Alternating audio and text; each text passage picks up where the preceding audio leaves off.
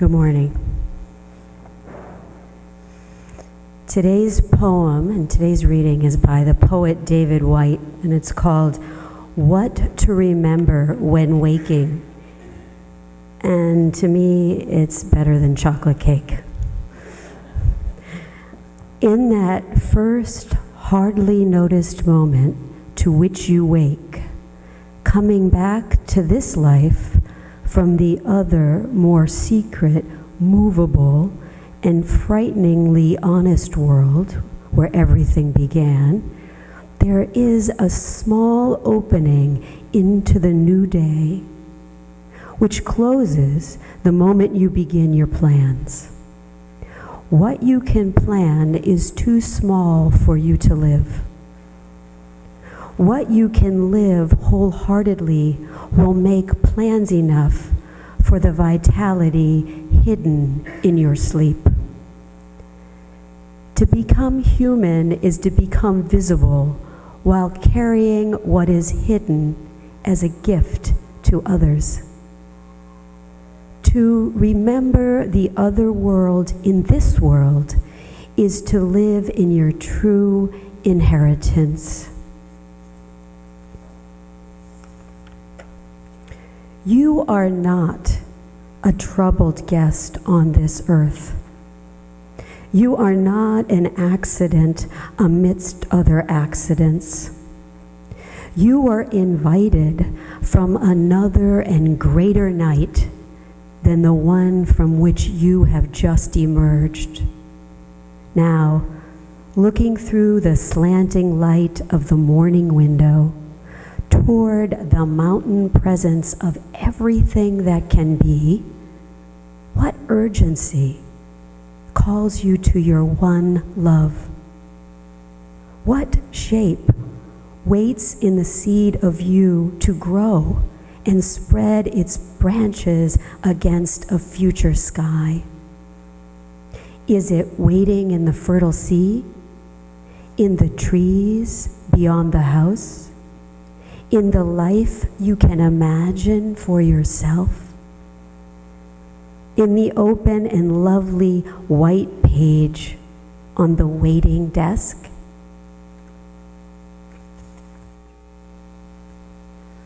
Here's our world. Beautiful and hard things happen all the time. Let us keep our hearts tender and our eyes soft and our words true.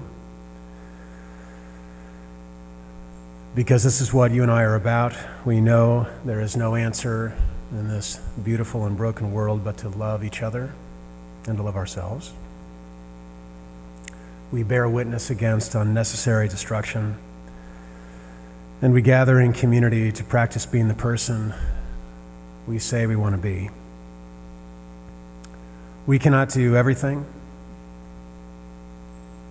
Sometimes we can barely do something.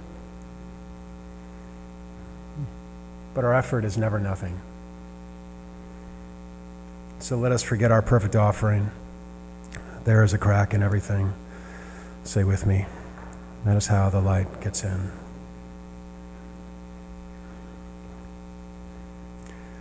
In college, one of the most wonderful professors that I had was Dr. Jenny Powell, who, after taking her introduction to sociology class and encouraging me to sign up for not one but two women's studies classes, where I was the only guy and had to explain all of men, and then introduced me to this book by Peter Berger, The Sacred Canopy, a sociological analysis of religion that is much better than it sounds, suggested in my advisory meeting with her that perhaps I should consider going to get a postgraduate degree in sociology and one day teach college just like her. Now, Dr. Detering had a good alliteration, maybe better than Rev Detering. And I love to try to understand people because we're impossible to understand. So off I went to take the GRE, which I totally bombed. And then I went off to took enough money to get an interview at the University of Michigan's PhD program for sociology, where Ginny went. She said it's a great program. And I didn't quite charm my way through the interview.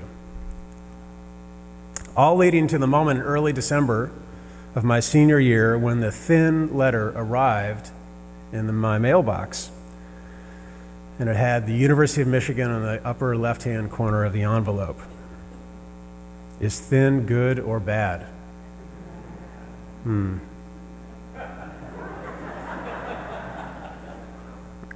But I like the song they just sang, You Believe in a Better Way. Maybe thin is just like, we can't wait to see you, come on. Right?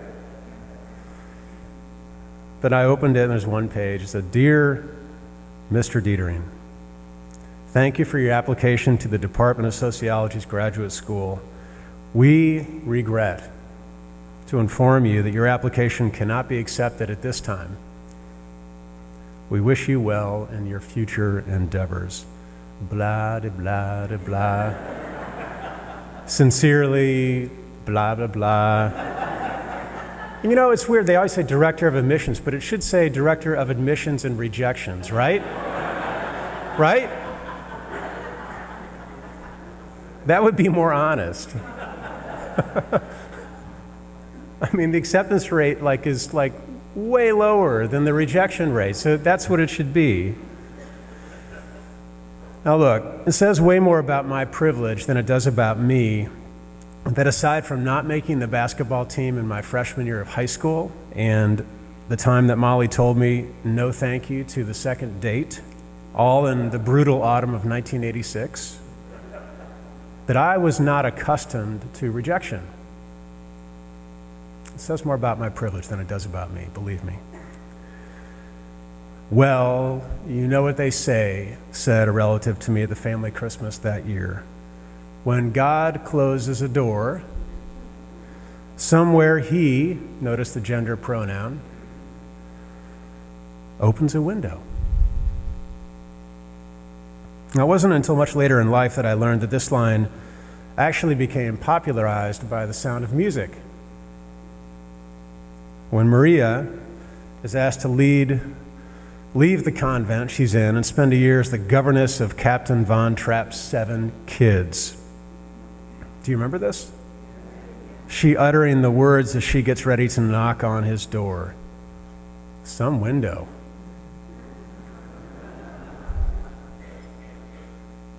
Until then, I thought the line was somewhere in the Bible. Still, it's worth wondering. What have you done when life has closed a door on you?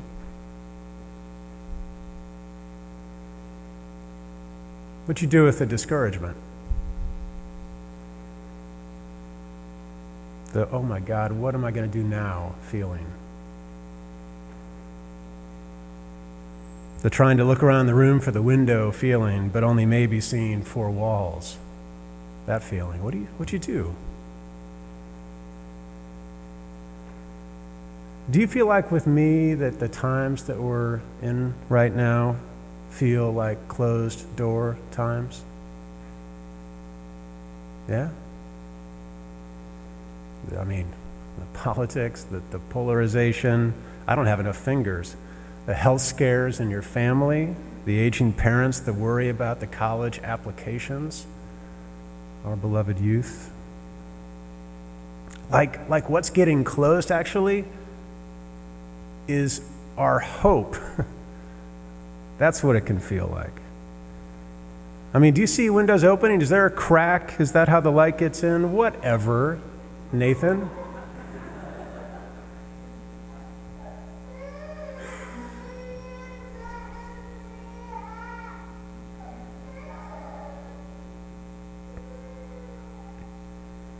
I mean, I get it. This is the way that you and I arrive here every week.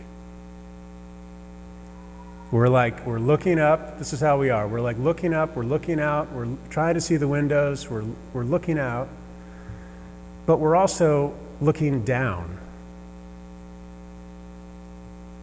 And we're worried, and we got doors in our faces sometimes, and we're a privileged bunch.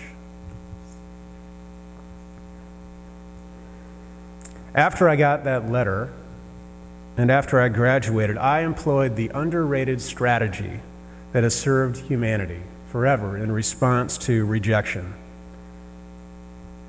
If we're privileged or lucky enough to have someone at the door back home, I put my worry about my future on hold, and I fled.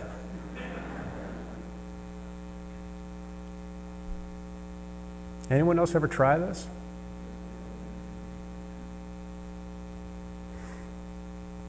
Where I went is a place that I think I've told us a little bit about before. I went across the country to San Francisco, to the Burt Children's Center.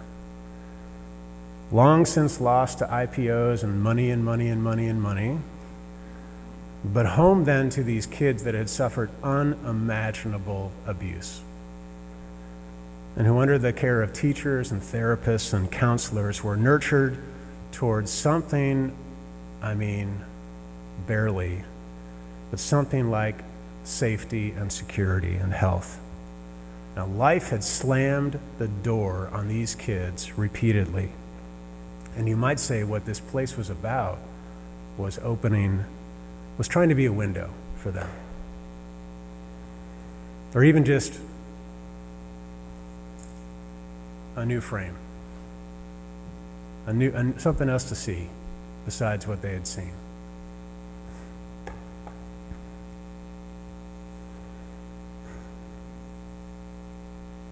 Now, my job, 3 nights a week and all day on Saturday, like a 15-hour shift, was to basically be a room parent for 4 boys. And I served up dinner, and I made sure they brushed their teeth, and I read them stories, and I played games with them on the playground. But that's not how I first met Manny. I first met Manny, one of the boys assigned to my room, when I first heard Manny screaming at the top of his lungs the most unimaginable creative line of curse words you have ever imagined, followed by crashes and kicks and body blows. I remember thinking, what have I gotten myself into? What window is this? Says Francis, the grizzled supervisor, "Come on this way, Nathan." And I followed him down it was like these ladder of stairs, like these long steps down the residential hall. There were rooms on the left.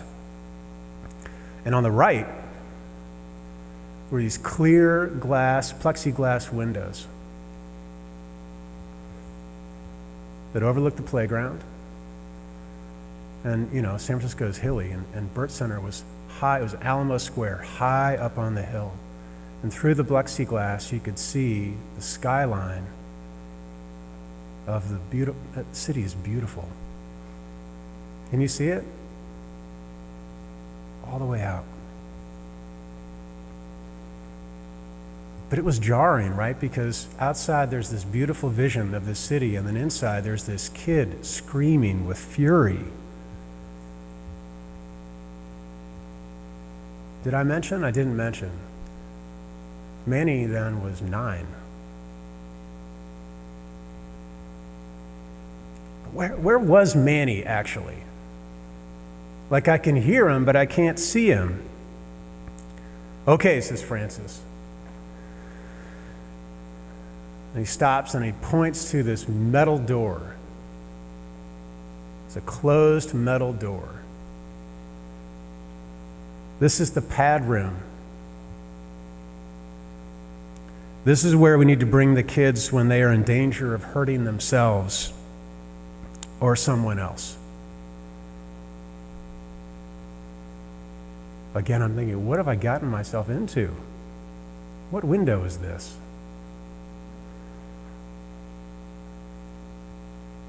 Bleep you, Francis, yells a little 9-year-old voice. Let me out. after which the door that is magnetized shut bounces with the force of one kick, and then two kicks, and then a shoulder check. It's bouncing. And then stillness. And then, my friends, in the metal door, like high up in the center, there's a little window. And on the little window, I see these little fingers pull a mop of brown, sweaty hair up into the frame, and eyebrows then. I can see, and then these big, up in this window, these big, wild eyes, angry, scared at his own anger eyes. And the eyes look at me. "Who's that?" Manny yells. And then Francis says to him, "We'll talk, Manny, after you're calm. I want you to know that we're not going anywhere.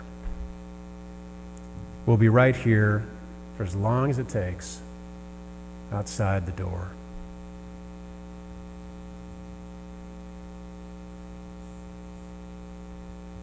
Later that night, as part of my first shift, I was asked to spend a couple hours reading the case files of Manny and the other boys in the bedroom that I was responsible for. Manny's past, he was 9, was so terrible that I can still feel like it was like a door slamming into my innocent face.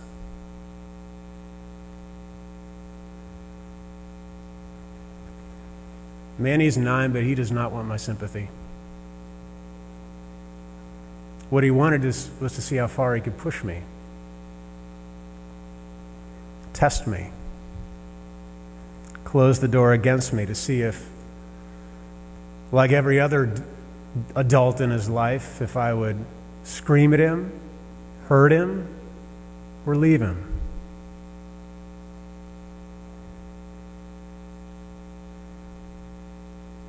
I had my moments.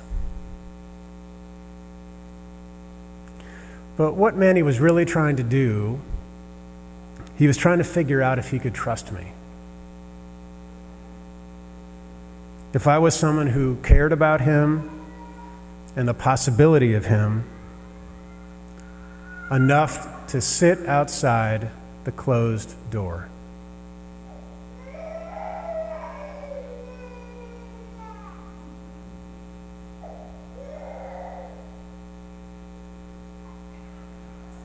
He wanted to know if I would stay there until he was calm and still and not hurting himself or hurting someone else. He wanted to know if he could peer through the window and see if I was still there. If I would say to him, "Manny, I'm not going anywhere, buddy. I'm right here. I'm going to stay here as long as it takes. We could talk when you're calm."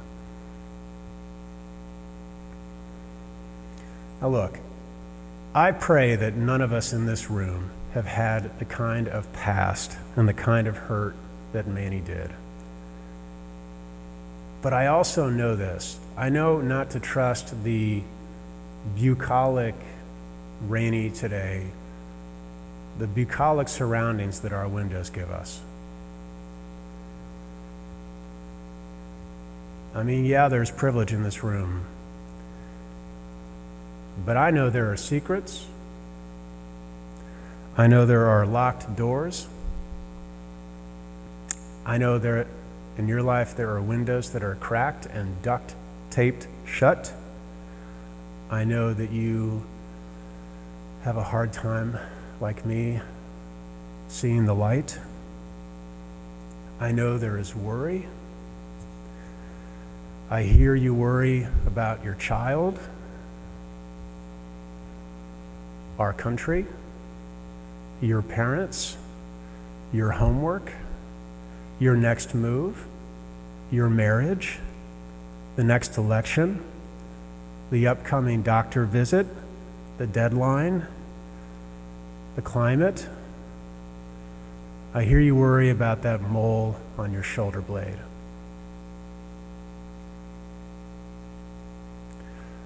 I hear you feel apathetic.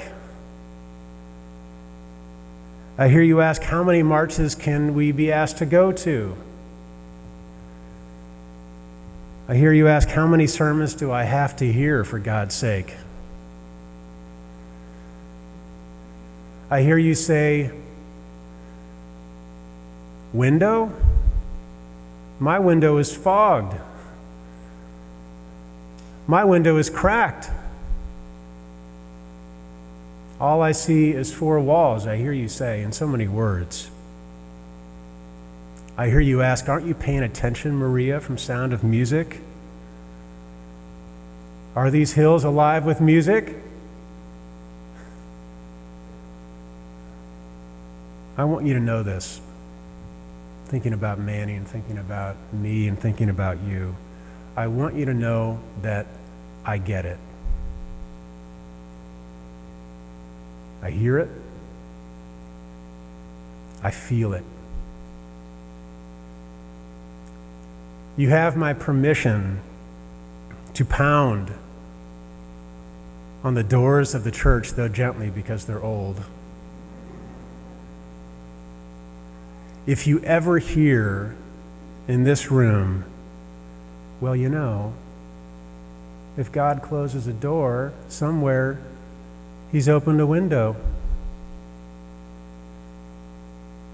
I want you to hear that I do not believe in a God that is a doorman or doorwoman, ushering some of you through and closing others of you out. I want you to know that. I want you to know that I don't believe in that. I don't believe things happen for a reason. I don't believe that good things always come from bad things. I don't believe these hills are always alive with music. Maria? Mary Poppins? It's a false theology. Or to use a phrase that makes my ears hurt, it is fake news.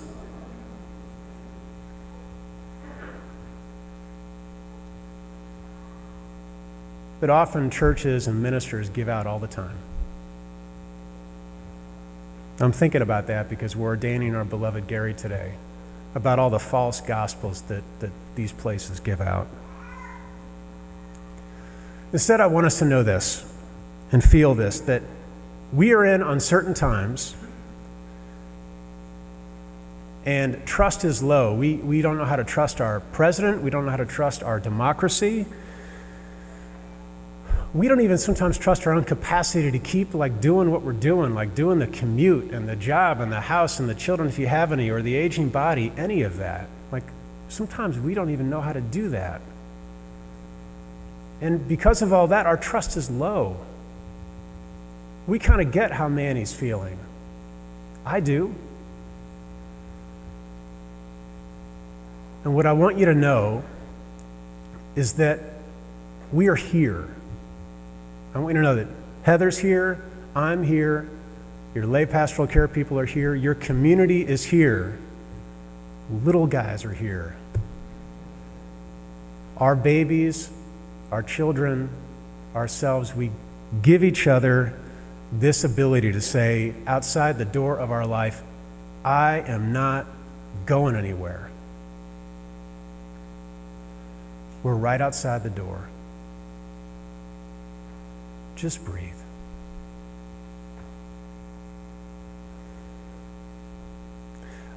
I did the math. Manny, I think, would be 35 now. I don't know where he is. The best moment, I was there a year. The best moment of our time together was 6 months in, when he finally discovered that he couldn't say enough curse words to make me leave, because I actually know quite a few of them too. And he couldn't shout me away.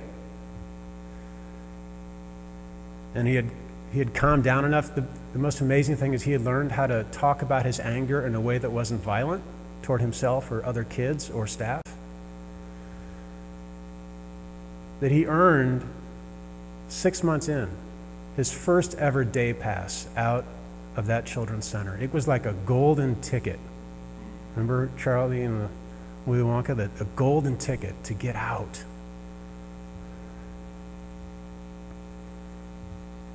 And the ticket was to go to the zoo. Manny knew what it meant. I mean, whatever, it's a day trip, but the thing that it meant most of all was that it meant that the adults who cared for him, including me, trusted him. I wonder, was that the first time in his life that he ever knew that? I also knew that he discovered that in the first time in his life that he could trust the adults in his life. And that he could trust himself. The best moment was this. I told you that the center was high up on a hill. And it was me and Manny and one other kid and one other adult. And I had something he had never seen before, which was the key to the door that led outside. And I turned the key, and I locked the lock, and I opened the door. It's the top of this hill, and it's like this window out onto that magnificent skyline that he had never seen. And his eyes were so wide and his mouth hung open. And for the first time in his life, his wide eyes and his open mouth were not expressions of anger and rage and fear. They were expressions of possibility.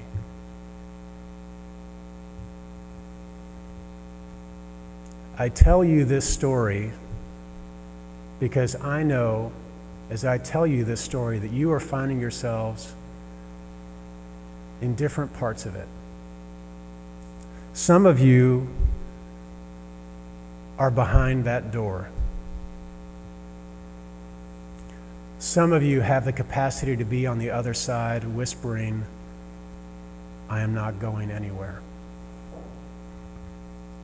Some of you have your fingertips up on the window and are peering through, searching. I think all of you, all of me, are asking, who can I trust? I think all of you, all of me, are looking for possibility. Some of you are angry. Some of you are counselors to that anger. Some of you are doubting what's next. And this is what I want us to remember, that we, the whole we-ness of this place, this room, the lives and voices that have been here for hundreds of years, of this community, the God that I believe in, all of that and all of us are here with you. That's what I believe.